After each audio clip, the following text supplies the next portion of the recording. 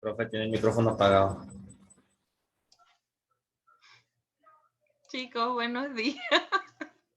Buenos días otra vez. Ramón, ahorita te mando el Classroom, la foto del Classroom. Bueno, voy a compartir la pantalla de la clase de hoy. Gracias. Esta es lo que van a ver en su semana 3. La están viendo, ¿verdad?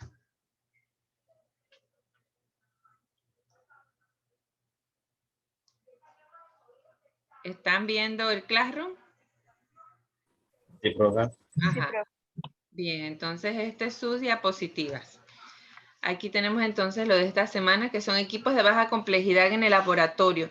Son equipos que están en varias secciones de laboratorio, no necesitas un entrenamiento adicional para poder manejarlos porque se supone que a lo largo de su estudio tuvieron que verlos en algún momento. Entonces, hay unos más sencillos que otros, por supuesto. Unos son insumos. En las áreas del laboratorio clínico, el laboratorio clínico va a estar dividido en diferentes áreas. Está el área administrativa, en donde debe haber un jefe. Ese jefe se va a encargar del pedido de los insumos, de los reactivos, de cómo manejar los horarios de su personal, todo lo que tenga que ver con la administración de recursos humanos, etcétera. El área administrativa también tiene que manejar los pacientes que llegan por los servicios que presta el laboratorio. Así que debe haber un área exclusiva para esos pacientes, una área de sala de espera, para que luego sean atendidos y sean recibidos entonces por la secretaria, etcétera, el personal que está designado para eso. Así que estas áreas van a estar comprendidas dentro de la administración. Tenemos las áreas técnicas, estoy hablando de laboratorios, siempre les digo laboratorios grandes, laboratorios pequeños. Usted puede en un laboratorio pequeño dividir y tener todas estas áreas, aunque sea un laboratorio bastante, en el caso de infraestructura, que sea un poco pequeño, pues. Entonces, en el área técnica debe haber un lugar donde se tomen las muestras correctamente, donde el paciente esté sentado, cómodo, usted también, ¿verdad? Porque no va a perder la cintura agachándose, así que usted tiene que estar cómodo para obtener una buena muestra. Allí deben estar todos sus insumos para la toma de muestras, ya sea las muestras venosas, las muestras microbiológicas también, porque puede tomar exudados faringios, algún raspado de la piel, uñas, etc. Debe estar también en esta área técnica un lugar para que usted pueda lavar material. Todo esto lo que son los vidrios, los Pyrex. Hay lugares que reciclan tubos para los urinálisis o placas portaobjetos. También se pueden lavar en esta área de allí, en esta área de lavado de material. Y allí también puede estar la zona de esterilización, donde van a estar los autoclaves. Hay lugares que tienen 2 o más autoclaves, dependiendo entonces de su presupuesto. Uno para lo que es desinfección, los desechos, los platos, los tubos, todo eso se esteriliza antes entonces de ser colocados en bolsa para proceder entonces a su eliminación. Y tienen otros autoclaves para preparar entonces, por ejemplo, medios de cultivo, que es un autoclave para hacer material estéril o para esterilizar material de vidrio. Tiene que tener las diversas áreas de análisis de muestra, donde van a estar ubicados entonces sus equipos en la sección de química, hematología, etcétera, o un área común donde estén ubicados todos esos equipos y que usted realice entonces sus análisis. Y debe haber un depósito, un cuarto de reactivos donde puede haber refrigeradoras para que usted guarde los reactivos que necesitan refrigeración, porque muchas veces las áreas técnicas están tan llenas de equipos y anaqueles y todo eso que no caben refrigeradoras donde guardar los insumos. Así que allí pueden estar, en este cuarto de reactivos pueden estar el depósito, todos los insumos, también los de protección personal, papelería, etcétera, toners de impresora, lo que usted necesite.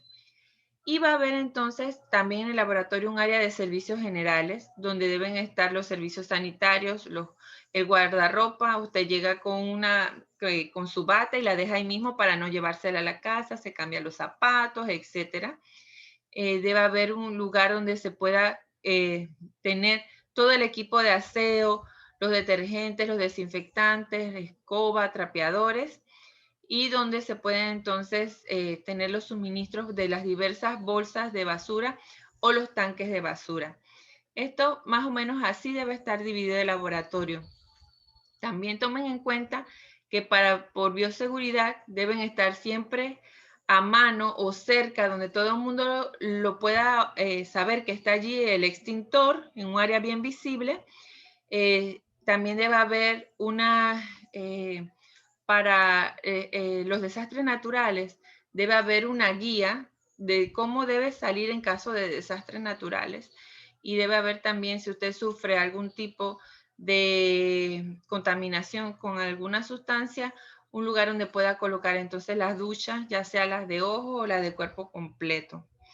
El recurso humano que va a tener el laboratorio va a estar comprendido por tecnólogos médicos, por supuesto, que son las que van a hacer las labores administrativas y las labores técnicas. Los asistentes de laboratorio, muy importante este tipo de personal porque nos colaboran mucho en la toma de muestras. Ellos tienen que ver con la mayor parte el procedimiento preanalítico de las muestras y nos colaboran, por supuesto, también en los aspectos técnicos en la realización de los exámenes. Ellos pueden perfectamente leer tiras reactivas, anotar los resultados, centrifugar, preparar medios, o sea, tienen bastante labor dentro del laboratorio. Y los auxiliares de servicios generales, que son esas personas que se encargan de tener los insumos limpios, los vidrios, los paires, todo esto. Inclusive hay auxiliares que pueden hasta limpiarnos las mesas, tener todo ese tipo de limpieza adecuada en las diversas secciones del laboratorio. Entonces, los equipos más básicos que nosotros podemos tener en el laboratorio clínico es, por lo menos una centrífuga tenemos que tener. Si ya tenemos el laboratorio dividido en secciones, debería contar todas las secciones con una centrífuga. No hay sección de laboratorio que no utilice centrífuga. Todas, absolutamente todas, utilizan una centrífuga. Hay unas que necesitan centrífugas refrigeradas, por ejemplo, microbiología para los procedimientos de ciertas siembras de ciertos microorganismos como el Mycobacterium necesita centrífuga. También el área refrigerada. También el área de banco de sangre, cuando se preparan las diversas fracciones de la sangre, cuando se separa, las bolsas de sangre deben ser centrifugadas en centrífugas refrigeradas. Claro está, las centrífugas son inmensas, son como lavadoras, entonces ellas necesitan un lugar donde puedan estar sin estarse moviendo. Las neveras, los congeladores, ahora que trabajamos mucho con biología molecular, se necesita congeladores hasta de menos 80 grados, balanzas analíticas y granatarias, los autoclaves, micropipetas, los baños serológicos nunca van a pasar porque necesitamos siempre incubar a 37 grados, que es la temperatura que más se utiliza, para realizar entonces ciertos procedimientos técnicos de laboratorio.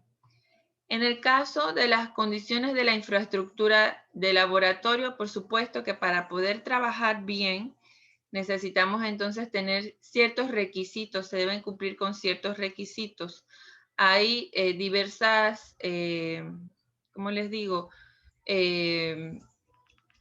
No son asociaciones, sino diversas instancias dentro de los países que van a manejar toda la revisión de que estas condiciones de infraestructura se cumplan. Y por lo menos aquí quien revisa que estemos adecuados siempre anualmente, ya ustedes saben que es el regente mayor, que es el Gorgas, eso va a estar amparado por el Ministerio de Salud, pero el Gorgas siempre revisa cuando tiene ellos manejan mucho lo que es la calidad. Entonces, cuando van a los diferentes lugares y que están bajo, entonces, amparados bajo ellos, entonces ellos revisan todo este tipo de condiciones. Por ejemplo, la iluminación, los laboratorios deben estar bien iluminados. Si no tiene la adecuada iluminación natural, porque hay laboratorios, ustedes van a ver, por ejemplo, en el MINSA, tiene algunos laboratorios en centros de salud, en zonas un poco más apartadas, que tienen buena iluminación de luz natural y se apoyan con lámparas, por supuesto. Pero la mayor parte de los laboratorios están inmersos en hospitales o en centros más grandes y deberían contar con luz artificial que debe estar bien iluminado para poder entonces ver todas las reacciones. La ventilación, si no hay ventilación natural, debe contar entonces con aires acondicionados que mantengan una temperatura entre 15 y 25 grados. Deberían estar, esa es la temperatura de ambiente de laboratorio. La temperatura, bueno, ya les dije, entre 15 y 25 grados. Y ustedes dirán, pero ¿cómo yo me doy cuenta? Además de que el mismo aire te dice la temperatura, usted debe tener en alguna pared de laboratorio pegado un termómetro ambiental. Ese es un requisito básico cuando te van a auditar. Ese termómetro debe estar allí, pero él no hace nada solito ahí midiendo. Usted tiene que tener un folder o alguna forma por computadora, se me olvidó la palabra, alguna forma en donde usted pueda registrar las temperaturas diarias ambientales. Todos los días usted tiene que ir a ese termómetro y agarrar su cuaderno, su folder y poner hoy 29 de marzo, temperatura ambiental 18 grados. ¿Por qué? Porque cualquier fluctuación en la temperatura puede alterar los equipos. Los equipos necesitan, al estar mucho tiempo encendidos, necesitan que se mantenga una temperatura constante que los refresque. Entonces, eso es muy importante. Y también muchos insumos de laboratorio que no requieren refrigeración, requieren este tipo de temperatura. También se mide la humedad de laboratorio. Hay otros dispositivos que también se colocan en las paredes y usted tiene que anotar la humedad de laboratorio. Estos dispositivos, los modernos que existen, que son los digitales, usted simplemente con un cable de esos de USB pasa toda la información y ese registro queda guardado automáticamente en una base de datos en la computadora por si no quiere anotar, y usted puede imprimir todos los registros que haga entonces estos equipos automatizados, que sería mejor tenerlos entonces de esa forma. En la acústica, claro, hay que revisarlos porque de nada sirve que vayan directo a la computadora y que uno no vea que hay una fluctuación. En la acústica necesitamos valores acústicos permisibles. Los reglamentados por el Ministerio de Trabajo oscilan entre los 50 y 80 decibeles. Eso tiene que ver con los mismos ruidos que se escuchan de los equipos, más que nada porque eso interrumpe el flujo normal del trabajo. Sé que algún compañero o colega suyo que esté trabajando, hay muchas personas que les gusta trabajar con música y tenerlas altas allí. Aunque no lleguen a los decibeles que dice el Ministerio de Trabajo, debe tener uno consideración de que lo que a uno no le guste, de repente a otro no le guste. Entonces hay que tener en consideración eso cuando uno trabaja con varias personas, ¿verdad? Si para estudiar siquiera uno no puede estar, bueno, por lo menos yo no podía estar estudiando con música alta, así que hay que tener en consideración eso. Los pisos deben ser antideslizantes, las baldosas deben ser antideslizantes, que no sean de esas lisas que se pulen. Deben ser muy resistentes porque van a tener equipos entonces pesados. También deben ser uniformes. Es lo mejor que no haya tantos escalones en el laboratorio, debe ser uniforme, impermeables, sólidos, ¿qué más? De fácil limpieza y desinfección. Si usted cuenta con un personal dentro del laboratorio siempre les digo a ustedes que uno no sabe qué va a hacer de su vida y si va a llegar a ser encargado de una sección o encargado de un laboratorio, usted va a tener a su mando personas que realicen ciertas funciones. El personal de limpieza también debe escribir, tener una bitácora diaria en donde el personal pone desinfección de la sección de química, ganchito, firma. Desinfección de los baños de los pacientes, ganchito, firma. Entonces, todo ese tipo de procedimiento de limpieza también debe estar escrito. Lo que son los cielos rasos, techos, paredes, muros, mesas de trabajo, también deben ser impermeables, deben ser lisos, los materiales deben ser muy resistentes, no deben incidir los materiales con los procedimientos o con las técnicas, no deberían estar fabricados de sustancias tóxicas, irritantes o inflamables. En el caso de las instalaciones eléctricas, deberíamos tener entonces corriente con 110 y 220 voltios. ¿Por qué? Porque hay equipos que están fabricados para poder entonces ser conectados a ese voltaje. Cuando usted adquiere un equipo de laboratorio, siempre debe leer en las especificaciones qué voltaje requiere ese equipo para saber entonces si usted cuenta con esas instalaciones y si no es así, tendría entonces que modificar la capacidad entonces en el voltaje. Eso es súper importante. Cuando usted adquiere o va a adquirir entonces esos equipos, debe saber cómo está la infraestructura a nivel de lo que es esto eléctrico para saber si lo puede comprar. Debe contener entonces las suficientes instalaciones de agua dentro del laboratorio. Siempre usted debe tener un cronograma de mantenimiento y calibración de los equipos. Todo lo que no está escrito significa que aunque usted lo esté haciendo, el personal que lo evalúa a usted no sabe que usted lo está haciendo realmente. O sea que todo lo que no está escrito no existe. Usted debe tener un cronograma de dos tipos de mantenimiento. Un mantenimiento que se conoce como mantenimiento preventivo. Eso lo realizan las empresas. Si usted tiene equipos con determinada empresa, eso debe estar dentro de los procedimientos que debería hacer la empresa para mantener ese equipo que le vendió a usted o que usted adquirió simplemente ellos colocando el equipo y usted adquiriendo sus reactivos.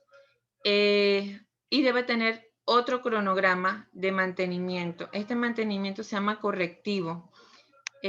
Allí simplemente se anota, no es un cronograma porque usted no sabe cuándo se le va a dañar un equipo, sino que usted tiene que tener una bitácora de cuándo ese personal especializado vino a revisar su equipo para arreglarlo o cambiarlo. Así que todos esos dos tipos de mantenimiento deben estar anotados para control de calidad. Los equipos que usted tiene en el laboratorio, usted debe hacer una hoja de vida de ese equipo. Por ejemplo, compró una centrífuga. Esa centrífuga usted tiene que poner en su hoja de vida, así como en algún momento ustedes llenaron o van a llenar algún currículum, tiene que poner nombre del equipo, fecha de compra, fecha de fabricación, marca, metodología y todo lo que tenga que ver con las especificaciones del equipo, lo que utilice. Debe tener diversos entonces folders o lugares o alguna forma, puede ser también en la computadora donde usted tenga la hoja de vida de cada equipo que adquiere dentro del laboratorio. Eso es imprescindible en todo tipo de laboratorio. Entonces, vamos a ver aquí algunos materiales que ustedes ya conocen que se utilizan dentro de los laboratorios porque ustedes mismos lo han manejado. Por ejemplo, la cristalería. La cristalería debe ser resistente. Este tipo de cristalería para diversas funciones dentro del laboratorio clínico debe ser preferiblemente de Pyrex, que son resistentes a altas temperaturas, se pueden esterilizar, se les puede agregar ácido, se les puede agregar bases y también sustancias corrosivas. Entonces, es muy útil tener este tipo de cristalería. Las probetas que utilizamos graduadas también deben ser de cristal, deben ser mejor que fueran de vidrio, de este tipo Pyrex. Hay de diferentes volúmenes. Usted puede tener una probetita de 10 mililitros o tener una probeta grande de 1000, 2000 mililitros y le va a funcionar para diversos procedimientos dentro del laboratorio. Las probetas ya ustedes saben cómo entonces tienen que manipularla para poder realizar las diferentes mediciones. Los goteros, tenemos goteros plásticos que son desechables para hacer trasvasar ciertos líquidos. Tenemos los policiales o las varillas de vidrio, las utilizamos mucho también, sobre todo para preparar medios de cultivos y ir mezclando.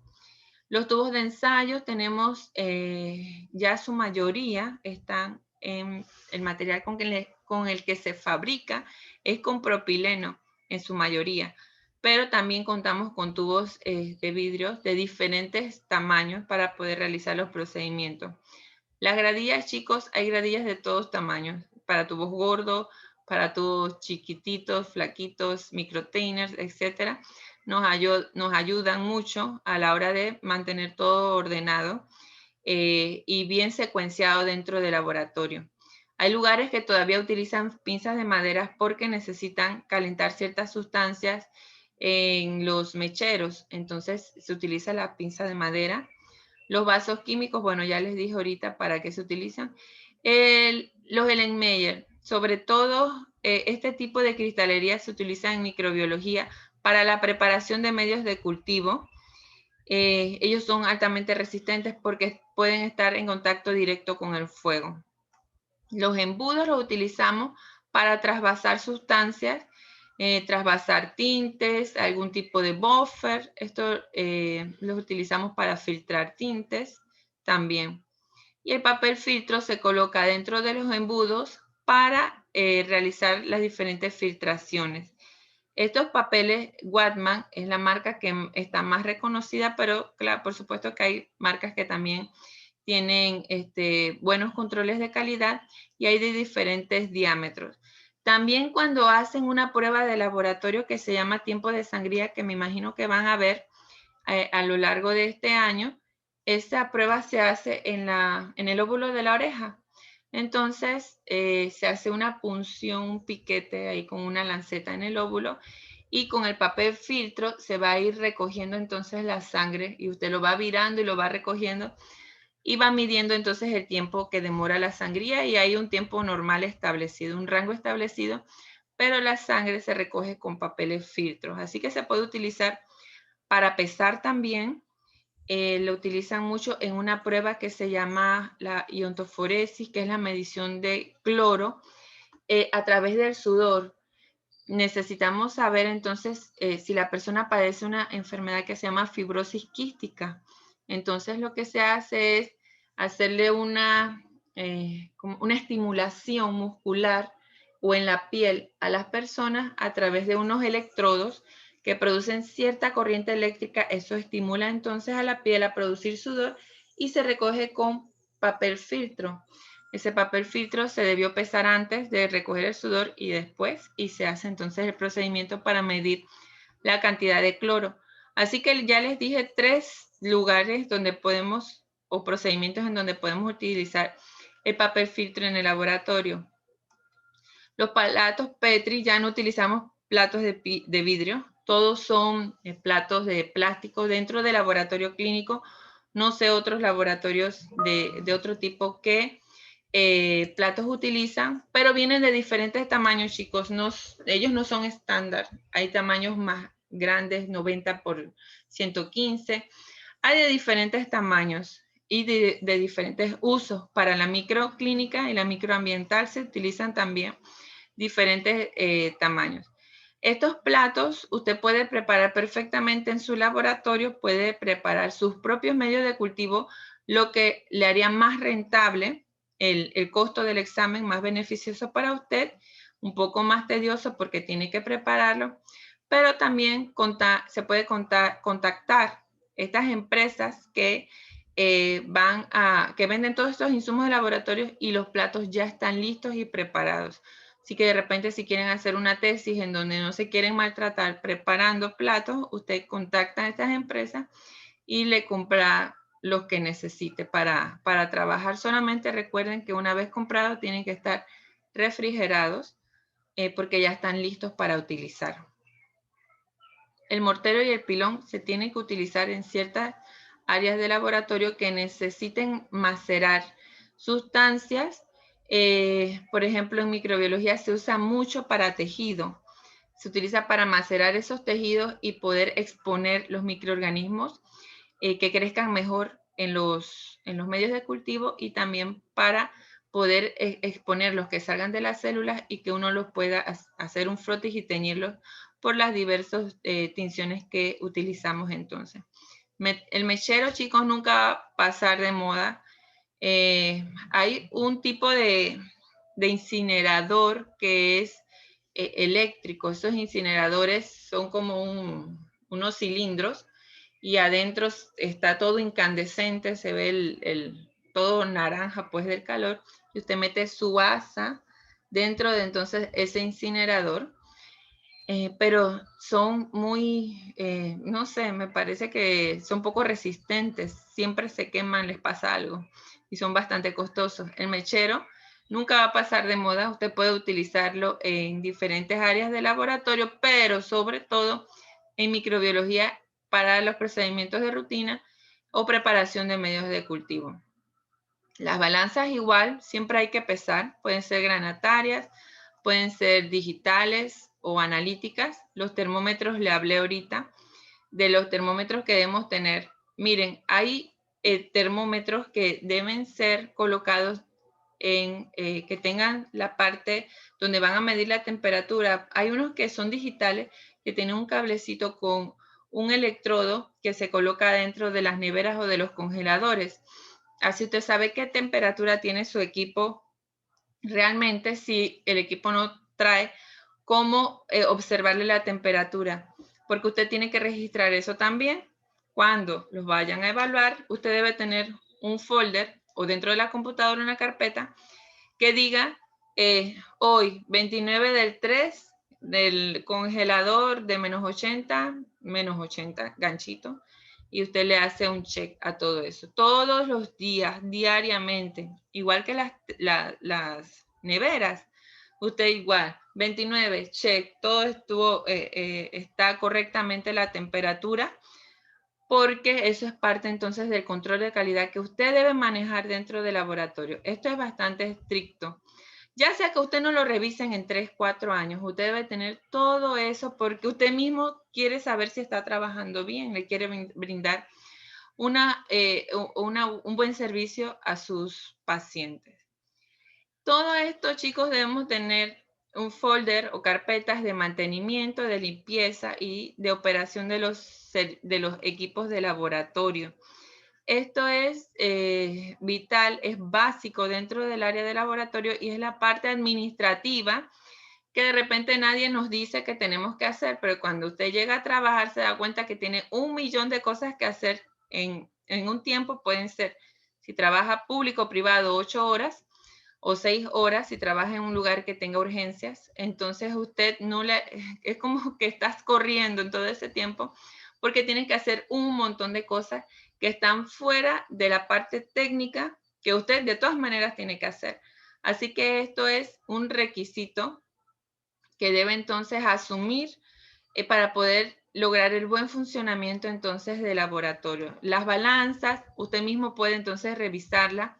Dentro de su lista de chequeo tiene que colocar entonces si el punto cero en las granatarias, si el punto cero está, si el peso está correcto, si usted le da una limpieza así alrededor a la balanza, cosa de que si en un plato se cayó algo de medio de este polvo, usted pueda limpiarlo y alrededor entonces del mismo, de donde está colocada la balanza, y se da un mantenimiento entonces preventivo. Puede decidir por medio de las guías de laboratorio si usted lo va a hacer diario, si es que diariamente usa la balanza, o lo puede hacer semanal, hasta mensual en diferentes equipos. Hay unos que te permiten hacerlos anuales, diversos equipos, un poco más sofisticados, pero esto debajo, que son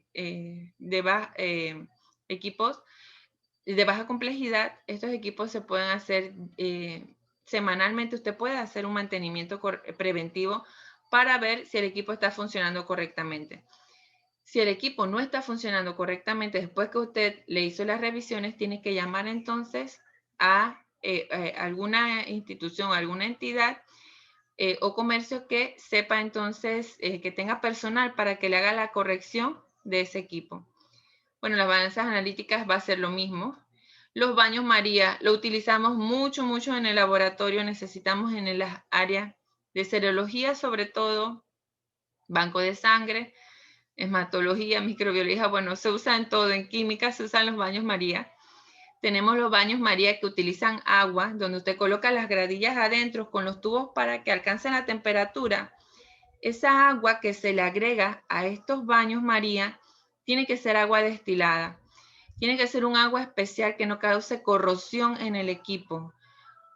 Una vez llegó un equipo, un baño muy sofisticado a un laboratorio que yo conozco y lo estaban rellenando con agua de grifo. Esa agua de grifo tiene un montón de iones y un pocotón de cosas y le causaron entonces la corrosión adentro del equipo. Se veía ya cómo se estaba oxidando y esto no puede ser. Siempre hay que recordar que aunque trabajemos en instituciones del gobierno o en alguna institución privada que a nosotros no nos cueste la adquisición de los equipos, esos equipos son nuestros y debemos cuidarlos como si nosotros lo hubiéramos sacado de nuestro bolsillo, porque de eso depende que nosotros hagamos bien las pruebas y no tengamos esos dolores de cabeza que en un turno que usted esté solo, el equipo se le dañe. Así que es mejor hacer estos tipos de mantenimiento y cuidarlos y agregarle entonces los insumos que requiera.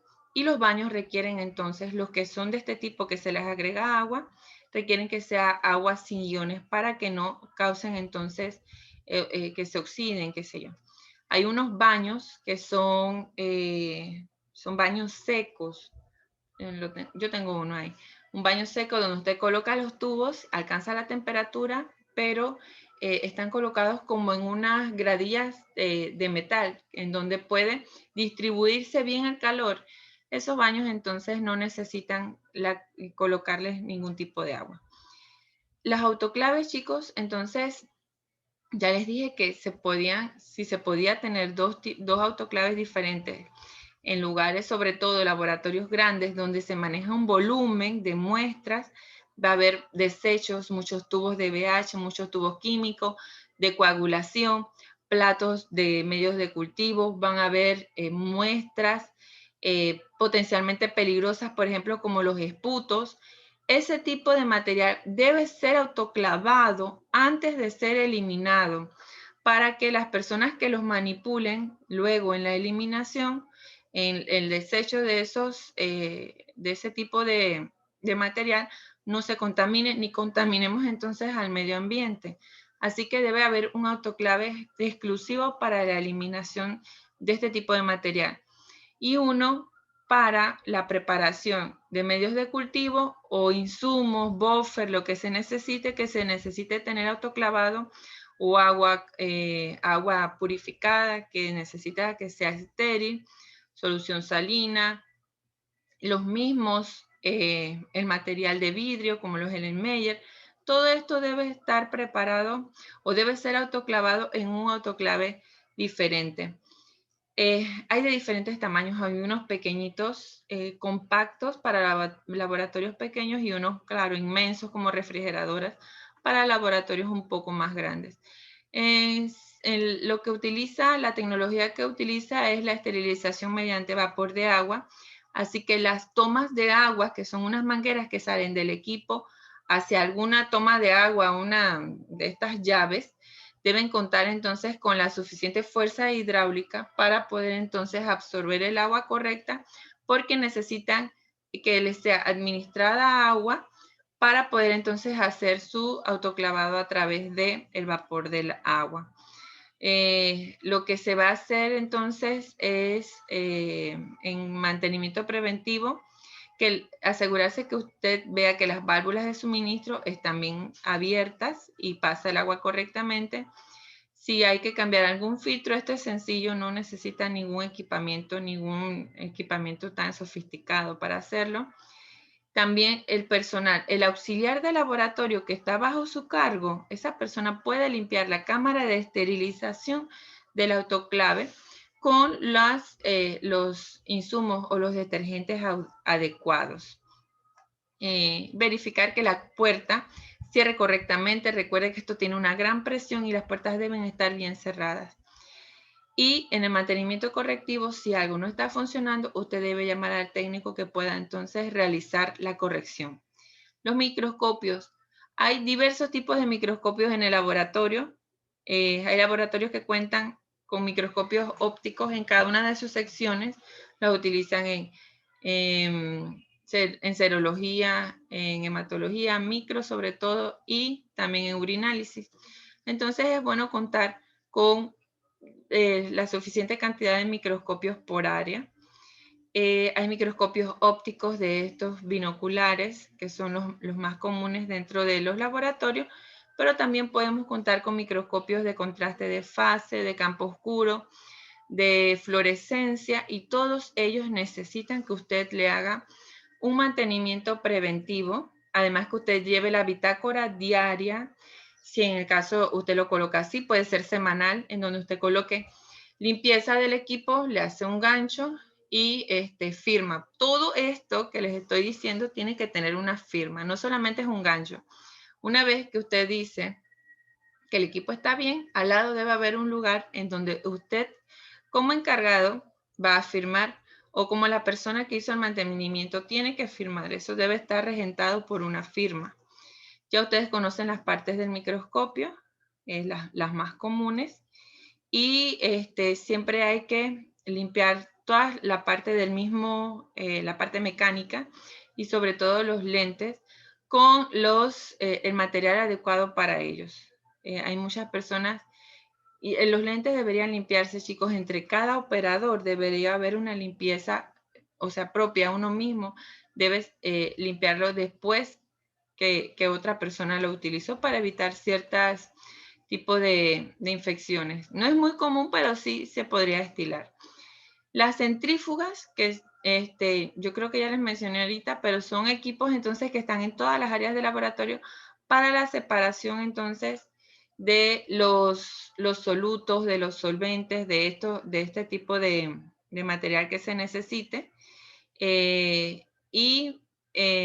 Para ver, hay diversos entonces tipos de centrífuga que se pueden clasificar de diferentes formas. Por ejemplo, de acuerdo a su velocidad, pueden ser macrocentrífugas, aquellas que van a tener una velocidad entre 2000 y 6000 revoluciones por minuto. Estas centrífugas se utilizan mucho para la separación de sueros y plasma, también para urinálisis. Se puede utilizar entonces este tipo de centrífuga. Hay unas que se llaman microcentrífugas, que la velocidad oscila entre 10.000 y 18.000 revoluciones por minuto. Se utiliza para obtener los hematocritos. Más que nada para eso, son especiales para eso. Están las ultracentrífugas para separación de proteínas entre 20.000 y 75.000 revoluciones por minuto. Eso se utiliza entonces en laboratorios más de investigación, más especializados. También, de acuerdo a su tamaño, se pueden clasificar en grandes. Ya les digo, hay centrífugas como del tamaño de una lavadora, son inmensas, para albergar las unidades de sangre, que se van a balancear igualito, así como una pequeñita por el peso de las unidades. Uno las balancea y las va acomodando entonces en el rotor.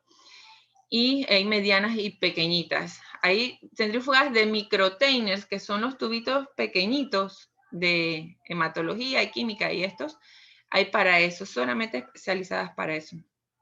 También, por su ubicación, pueden estar colocadas en los pisos, como estas que les mencioné de banco. Pueden estar en las mesas, pueden ser refrigeradas, etc. Y entre las partes más comunes que tenemos de la centrífuga están la tapa, la cámara, que es donde va a contener el rotor, Está la base, en la base va a estar entonces el tacómetro, que es el que nos dice la velocidad que alcanza la centrífuga, un botón para frenar por cualquier cosa que no esté balanceada, que haya fallado algo, el tiempo, el interruptor de encendido, que es el apagado, y el de control de la velocidad.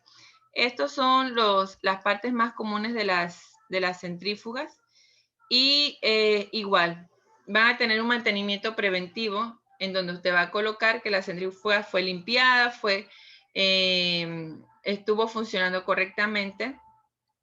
Y siempre, chicos, que cuando ustedes hacen una revisión preventiva de un equipo, que ya les digo, puede ser diaria, semanal o mensual, si algo está fallando, tienen que colocar una columna para eso en donde diga acción correctiva.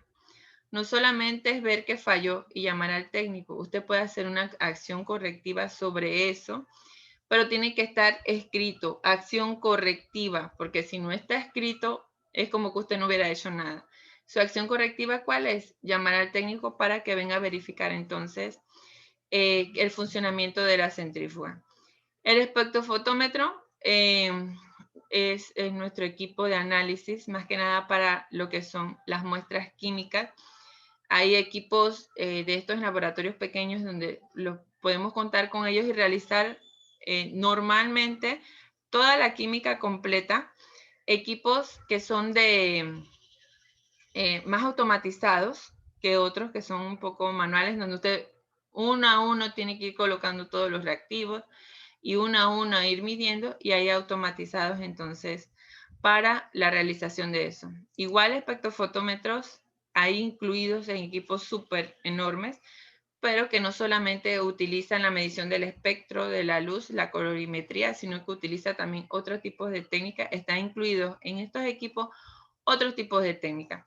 Pero el básico, el espectrofotómetro básico, son equipos que van a tener entonces toda la parte mecánica, el chasis, la parte de afuera. Van a tener un selector del filtro, de la longitud de onda, del lugar donde colocar entonces las muestras. Ahora los más modernos no se colocan las cubetas adentro, sino que ellos absorben las muestras a través de una agujita o una manguerita, absorben las muestras que hay en el tubo y las colocan entonces en celdas dentro del equipo. La mayoría de esas celdas pueden ser desechables y pasa entonces la luz por allí y se obtiene entonces la medida en absorbancia. Estos equipos también son digitales, o sea que usted y tiene software, usted le coloca entonces los cálculos necesarios y él le hace entonces el cálculo y se los da en las concentraciones que se requieran. O sea, sumamente automatizado, a pesar de ser muy sencillos y pequeños. Yo coticé un espectrofotómetro que es semi-automatizado, en donde usted le pone nada más la muestra, pero él hace todo lo demás en $2,500. Y eso, la verdad, es un precio bastante razonable y barato, por así decirlo, para un laboratorio clínico.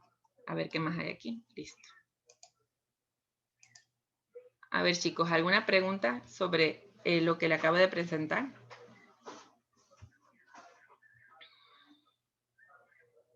¿Preguntas, consultas? No, está todo sencillo, ¿verdad? Bueno, chicos, esta sería la clase de hoy. Y nos veríamos entonces la otra semana para otra clase.